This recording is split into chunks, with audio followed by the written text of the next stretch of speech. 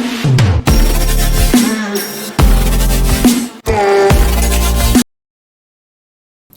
Friends, welcome back to our channel insiders vault. तो मैंने जो फंडामेंटल एनालिसिस का फर्स्ट वीडियो बनाया था, आई होप वो आप लोगों ने देख लिया होगा।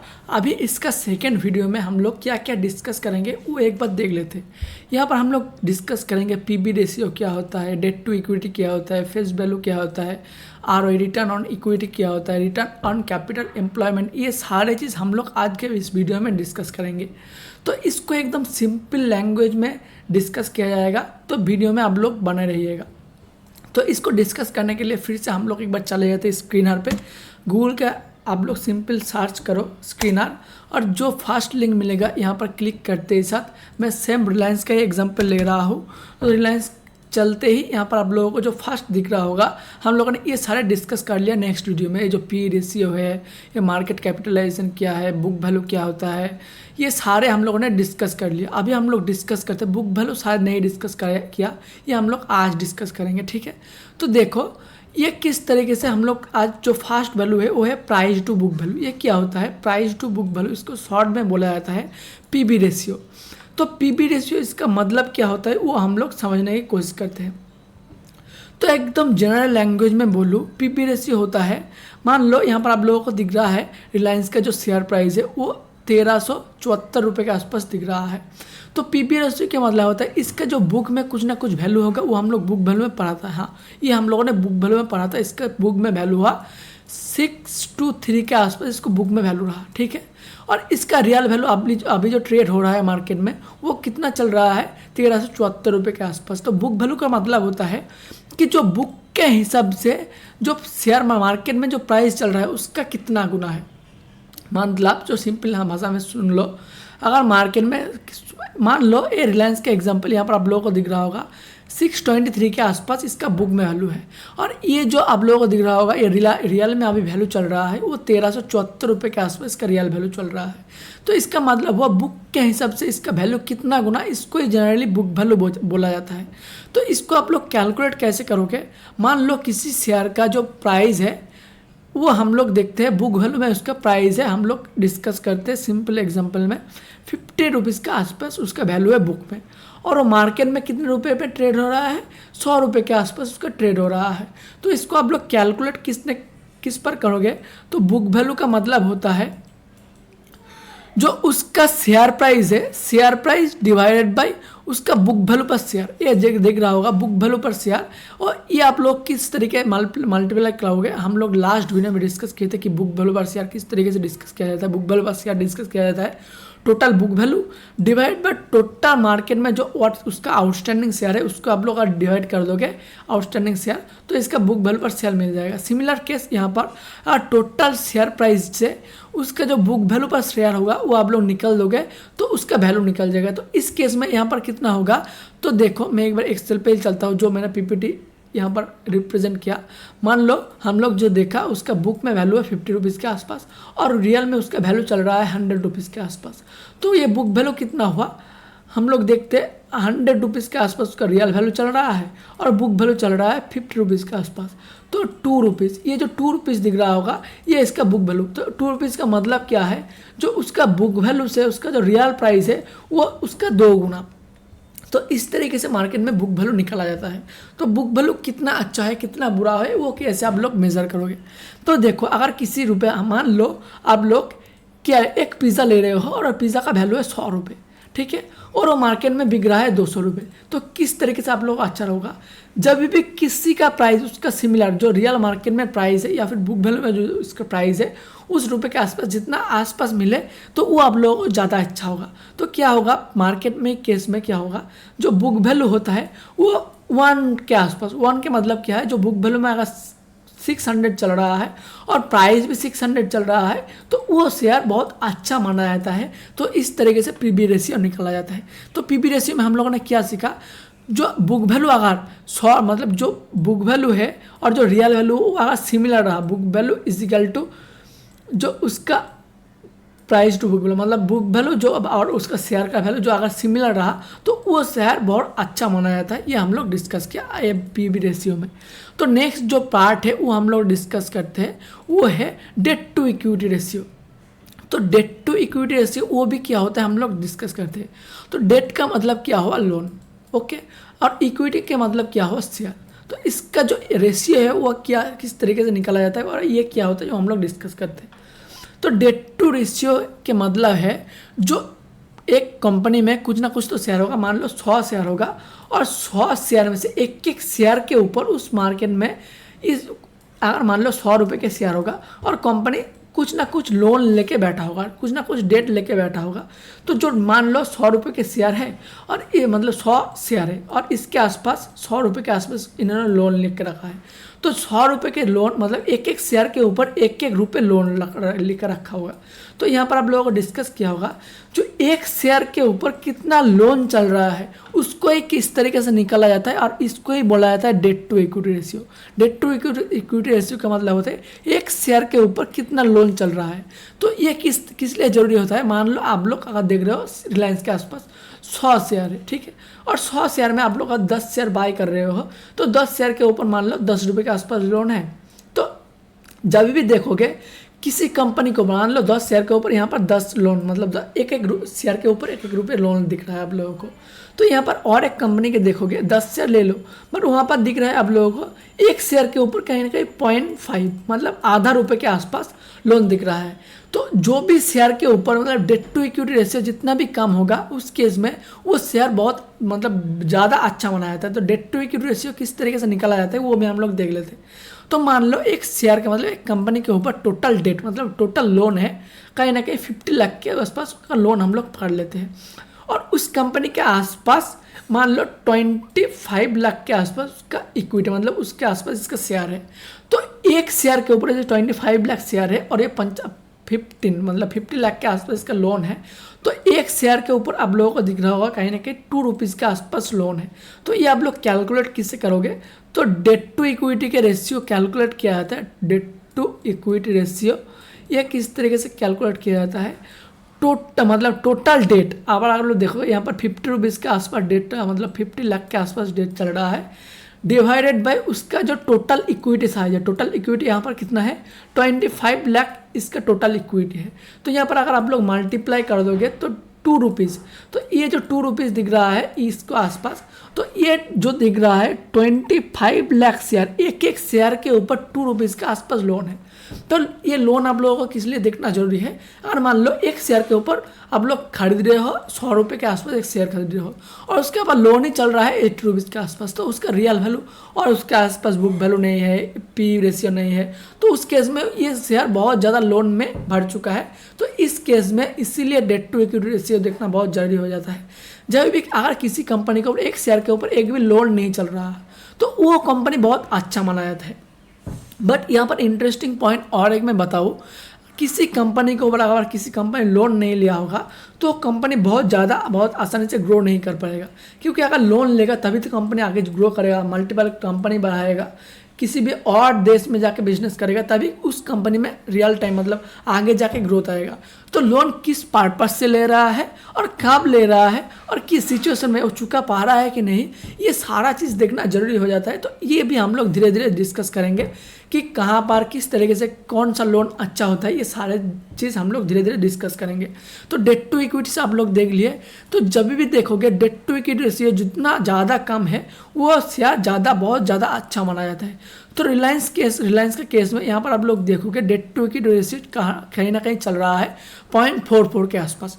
तो मतलब यहाँ पर एक शेयर के रुपीज़ चल रहा है 1374 और इसके एक शेयर के ऊपर आप लोग कितना लोन ले रहा मतलब ये कंपनी ले रखा होगा 0.44 रुपीज़ के आसपास एक शेयर के ऊपर लोन मतलब लेके रखा होगा। तो इसीलिए ये डेट टू इक्विटी रेशियो बहुत अच्छा माना जाता है इस तरीके से। अभी हम लोग आते और एक केस आरओई से पहले और एक चीज़ डिस्कस कर लेते हैं फेस वैल्यू। फेस वैल्यू बहुत सिंपल होता है, ये आप लोग देखोगे भी और नहीं देखोगे तभी चलेगा, क्योंकि फेस वैल्यू होता है मान लो ये कंपनी कभी ना कभी तो मार्केट में लिस्टिंग हुआ होगा NSE या BSE में, तो जब भी ये कंपनी NSE में लिस्टिंग हुआ होगा तब इसका वैल्यू था 10 रुपीज़ के आसपास। तो ये सिंपल है फेस वैल्यू। जब भी कंपनी किसी भी यहाँ पर देखो NSE या फिर BSE किसी भी कंपनी में जब कंपनी बोल रहा हूँ मतलब जो NSE BST में लिस्टिंग होता है, तो लिस्टिंग के समय जो भी इसका प्राइस चल रहा होगा, जो प्राइस में ये लिस्टिंग होता है, इसी को ही बोला जाता है जो इसका फेस वैल्यू। तो फेस वैल्यू का मतलब होता है लिस्टिंग गेन के, मतलब लिस्टिंग के टाइम पे इसका वैल्यू कितना था, यही होता है फेस वैल्यू। तो ये भी हम लोग समझ लिया। अभी आते हैं जो यहाँ पर आप लोगों को दिख रहा होगा ROE कहाँ पर है, यहाँ पर रिटर्न ऑन इक्विटी। ये क्या होता है, तो यहाँ पर आप लोगों को दिख रहा होगा रिटर्न ऑन इक्विटी कहीं ना कहीं 8.40 के आसपास, मतलब ये परसेंटेज के आसपास इसका रेट ऑफ मतलब रिटर्न ऑन इक्विटी दिख रहा है।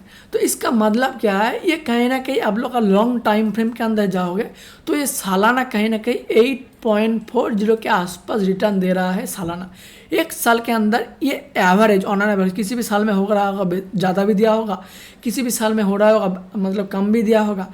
तो ऑन एन एवरेज डिस्कस किए होंगे तो कहीं ना कहीं ये 8.40 के आसपास रिटर्न ऑफ इक्विटी, एक शेयर के ऊपर इतना परसेंटेज इक्विटी, मतलब अगर आप लोग इसका एक शेयर ले लोगे तो इस केस में 8% के 8.40 के आसपास इसका हर सालाना ये रिटर्न आप लोग एक्सपेक्ट कर सकते हो। इसी को ही बोला जाता है रिटर्न ऑन इक्विटी। तो ये रिटर्न ऑन इक्विटी किस तरीके से निकाला जाता है वो भी हम लोग डिस्कस कर लेते हैं। तो रिटर्न ऑन इक्विटी यहाँ पर आप लोग जाओगे, फेस वैल्यू तो हमने ऑलरेडी डिस्कस कर लिया। रिटर्न ऑन इक्विटी होता है, मान लो ROE, मान लो एक कंपनी का, इसका मतलब सिंपल है बोल देता हूँ, नेट प्रॉफिट, किसी भी कंपनी के ऊपर नेट प्रॉफिट होगा, नेट प्रॉफिट मल्टीप्लाई मतलब divided by share holders equity, total कितना शेयर है उसके पास, share holder equity multiply by 100 कर दोगे तो इस केस में ये निकल के आ जाएगा एक शेयर के ऊपर, मतलब इसका रिटर्न ऑफ इक्विटी कितना बन रहा है। तो रिटर्न ऑफ इक्विटी क्यों दिखना जरूरी हो जाता है, मान लो अभी किसी के शेयर के ऊपर 1 करोड़ इन्वेस्ट कर दिया होगा, 1 शेयर इन्वेस्ट कर दिया होगा, तो ये ज़्यादा नहीं तो सालाना ऑन एन एवरेज कितना रिटर्न देते रहा होगा, 8.4% के आसपास इसका सालाना रिटर्न आप लोग एक्सपेक्ट कर सकते हो। ये ज़्यादा भी हो सकता है, ये एक्सपेक्टेड है, और कम भी हो सकता है। तो आप लोग अगर जब भी शेयर में इन्वेस्टिंग करोगे तो वो तो आप लोग ये मतलब इसका पर्पस सिंपल 8% के लिए नहीं आओगे। जब ये अंडर वैल्यू देखेगा या फिर ये डिमांड जोन के आसपास आएगा तब आप लोग उसको बाय करोगे।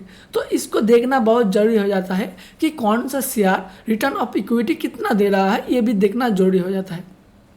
तो रिलायंस केस में हम लोग मानते एक शेयर का नेट प्रॉफिट यहाँ पर दिख रहा होगा 20 लाख, और उसके पास 1 करोड़ के आसपास शेयर होगा।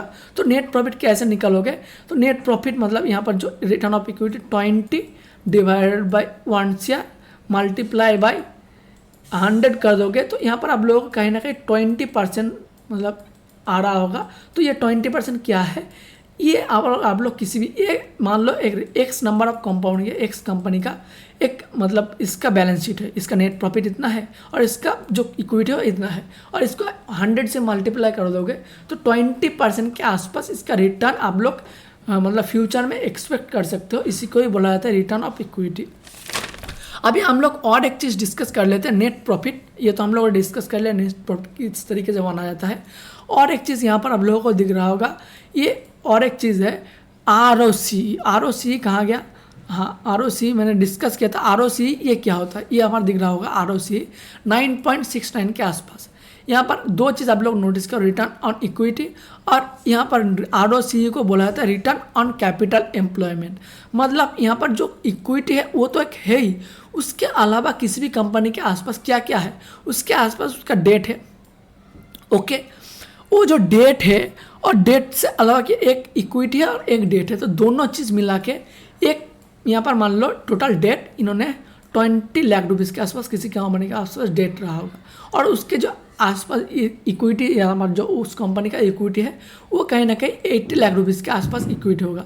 तो इक्विटी ऊपर मतलब टोटल इक्विटी के ऊपर तो ये रिटर्न दे रहा है 8.4% के आसपास। बट जो लोन ये ले रहा है वो लोन आप लोग देखोगे 20 लाख रुपीज़ के आसपास लोन दे रहा होगा। तो इसको अगर आप लोग सम कर दोगे तो सम करने के बाद यहाँ पर आप लोगों को 1 शेयर के आसपास इसको दिख जाएगा। तो ये 1 शेयर जो है इसको ही बोला जाता है रिटर्न ऑफ कैपिटल। ये जो टोटल दिख रहा होगा ये टोटल कैपिटल एम्प्लॉयमेंट, इस टोटल कैपिटल एम्प्लॉयमेंट के ऊपर ये कितना रिटर्न दे रहा होगा उसी को ही बोला जाता है ROC, return on capital employment. Return of capital employment देखोगे ये कहीं ना कहीं 9.69 के आसपास दिख रहा होगा, मतलब ये परसेंटेज।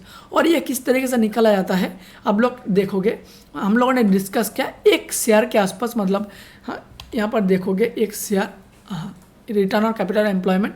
मान लो एक कंपनी है उसके पास 20 लाख रुपीज़ के आसपास वो लोन लेके रखा है और ये लोन है डेट, ओके, और उसके पास इक्विटी है कहीं ना कहीं 8 लाख रुपीज़ के आसपास उसके पास इक्विटी है 80। तो इसको अगर आप लोग सम कर दोगे तो इसको यहाँ पर आ जाएगा 1 शेयर के आसपास। ये जो टोटल है ये टोटल कैपिटल एम्प्लॉयमेंट हो गया। और यहाँ पर आप लोग जाओगे EBITDA आप लोग मतलब EBITDA नहीं, यहाँ पर मैं लिख के देता हूँ EBIT, इसको बोला जाता है, मैं फुल फॉर्म बोल देता हूँ, earning before tax and earning before interest and tax. मतलब वो अर्निंग क्या है, टोटल इंटरेस्ट और टैक्स देने के आगे कितना वो मतलब कितना प्रॉफिट किया है उसको ही बोला जाता है EBIT। तो इसको आप लोग मल्टीप्लाई कर दोगे तो इसको मतलब निकाला कैसे जाता है वो हम लोग देख लेते हैं। निकाला जाता है ये जो साम आप लोगों को निकल के आ रहा होगा ना, 1 करोड़ साम निकल के आ गया होगा, तो इसको आप लोग मल्टीप्लाई कर दे तो EBIT मतलब total earning before interest and tax. तो earning before interest and tax हम लोग मान लेते हैं 40 लाख के आसपास इसका अर्निंग बिफोर टैक्स हो गया, ओके। और ये जो टोटल डेट और टोटल जो इक्विटी है वो मिलाकर 1 करोड़ के आसपास हो गया, 1 शेयर के आसपास हो गया। 1 शेयर के आसपास अर्निंग मतलब टोटल डेट और टोटल इक्विटी इसके आसपास आ गया। तो इसको अगर आप लोग मल्टीप्लाई कर दोगे 100 रुपये के आसपास तो ये जो निकल के आएगा, यहाँ पर हम लोग मान लेते हैं एक राउंड फिगर आ रहा है सिंपल 10%। ये आप लोग कैलकुलेट करो, 10% हम लोग मान लेते हैं। तो 10% क्या है, ये return on equity, sorry return on equity नहीं है, यहाँ पर जो दिख रहा है return on capital employment. Return on capital employment इसका टोटल कैपिटल जो एम्प्लॉयड किया था, टोटल कैपिटल ये शेयर के ऊपर जो लगाया था इन्होंने इन्वेस्ट किया था उसके ऊपर 10% दे रहा है। तो ये आप लोगों को समझ में आई होप आ रहा होगा।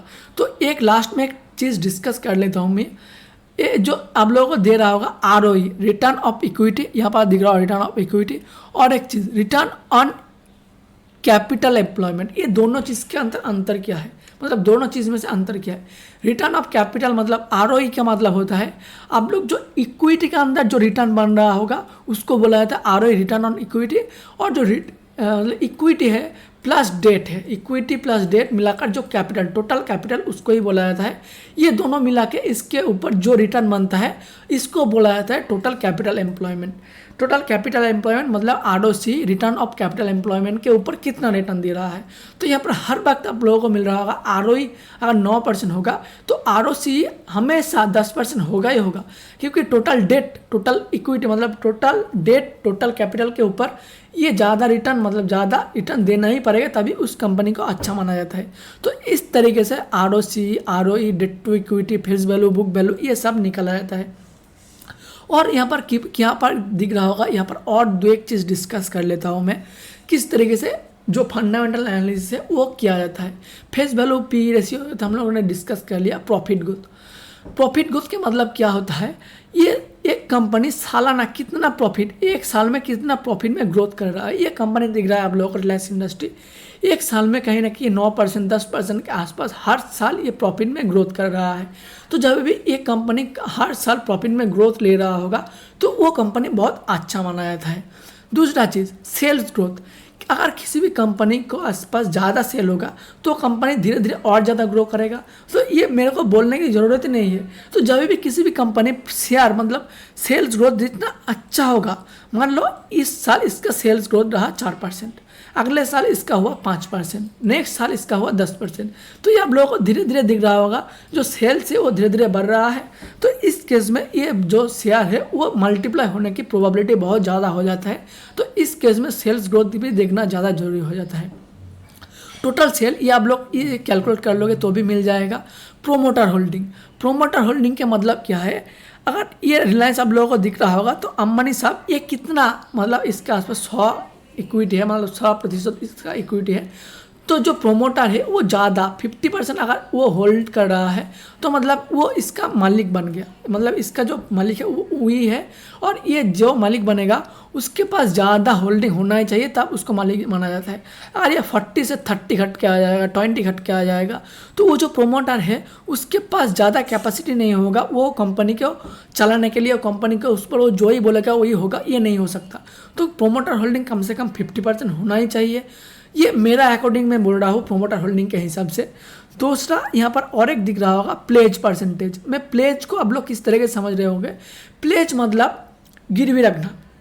आप लोग देखोगे, आप अगर आप लोगों के पास मान लो 100 रुपये के आसपास ज़रूरत है, तो आप लोग किस तरीके से हो सकता है कि आपको जाके एक लोन मांग लो या फिर डेट ले लो, ये एक पॉसिबिलिटी हो सकता है। दूसरा केस हो सकता है आप किसी मान लो आपके पास 100 रुपये के आसपास एक आप लोग एक सिंपल एग्जांपल लेते हैं, आप लोग एक गोल्ड लोन लग दिए होंगे, मतलब प्लेज कर दिए होंगे, या फिर आपके पास जो भी है जो कुछ भी हो आप लोग गिरवी रख दिए होंगे किसी के आसपास, और उसके अगेंस्ट में आप लोग अगर पैसा उठा रहे हो तो इसको ही बोला जाता है प्लेज। प्लेज के मतलब होगा वो जो कंपनी है, ये जो देख रहे हो प्रोमोटर होल्डिंग, इस ये लेकर ये मान लो 10% के आसपास इसका शेयर किसी कंपनी या किसी बड़े लोग के आसपास लोगों को उन्होंने दे दिया, और उसके अगेंस्ट में ये कहीं ना कहीं मान लो 10 लाख उठा लिया। तो प्लेज के मतलब होता है किसी भी कंपनी अगर वो शेयर गिरवी रख के पैसा उठा रहा है मार्केट से या फिर किसी भी इंडिविजुअल से, तो उस कंपनी का जो भविष्य में ग्रोथ होता है, फ्यूचर में ग्रोथ आना होता है, वो हो सकता है थोड़ा सा धीरे पड़ जाए। क्योंकि प्लेज तभी किया जाता है अगर कंपनी नहीं चल रहा होगा या फिर प्रॉफिट नहीं कर रहा होगा, तो ये एक एग्जांपल होता है। बट ये अच्छा भी हो सकता है। मान लो किसी भी कंपनी में प्रॉफिट बहुत ज़्यादा हो रहा है और वो सिर्फ इंडिया में ट्रेड कर रहा था या फिर इंडिया में बिजनेस कर रहा था, और वो जाना चाहता है अभी यूएसए। तो अगर यूएसए जा रहा होगा तो उस केस में उसको लोन भी चाहिए होगा या फिर इक्विटी भी चाह रहा होगा, तो उस केस में उसको चाह रहा होगा मनी। तो मनी कहाँ से आ गया होगा, एक हो सकता है उसको डेट ले ले, और एक और भी हो सकता है वो प्लेज करके पैसा उठाए मार्केट से। और इस तरीके से प्लेज जब भी देख रहा होगा आप लोगों को कम हो, ज़्यादातर केस में अगर प्लेज कम होता है तो भी वो शेयर अच्छा ही माना जाता है। तो हम लोग इस तरीके से इसको डिस्कस करते हैं। तो हम लोगों ने जो बेसिक रेशियो है, बुक वैल्यू क्या, मार्केट क्या, P ratio, ROC, EPS, debt to equity, ये सारा चीज़ हम लोगों ने दोनों वीडियो में डिस्कस कर लिया। अभी हम लोग नेक्स्ट वीडियो में, जो नेक्स्ट वीडियो आएगा उसमें हम लोग डिस्कस करेंगे जो इसको पीआरस होता है, पीआरस मतलब इसके कॉम्पिटिटर कौन कौन है। तो ये सारा चीज़ हम लोग नेक्स्ट वीडियो में डिस्कस करेंगे। अगर वीडियो अच्छा लगा होगा तो लाइक एंड शेयर। फ्रेंड्स, मिलते हैं नेक्स्ट वीडियो में, तब तक के लिए बाय बाय, थैंक यू।